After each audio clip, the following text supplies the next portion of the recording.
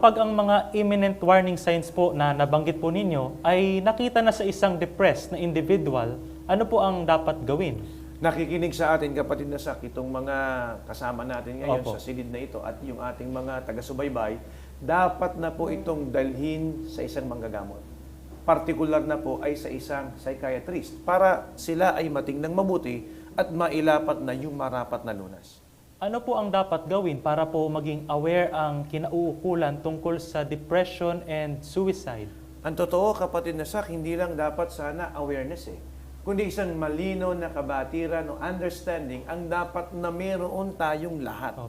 Mula po sa mga magulang, guro sa paaralan, guidance counselor kung nag-aaral, sa dako ng hanap buhay yung mga taong naroroon na dapat tumitingin sa kalagayan ng mga nagtatrabaho o sino mang significant person, dapat may malalim silang kabatiran dyan.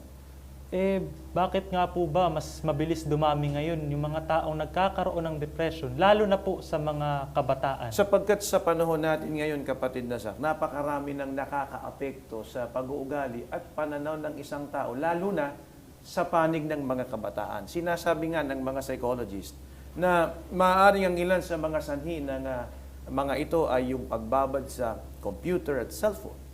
Maaaring kulang sa tulog, kawalan ng malalimang relasyon sa kapwa-tao. Maaaring nababawasan na rin ang resiliency ng mga kabataan ngayon kapag sila ay nakadarama ng frustration.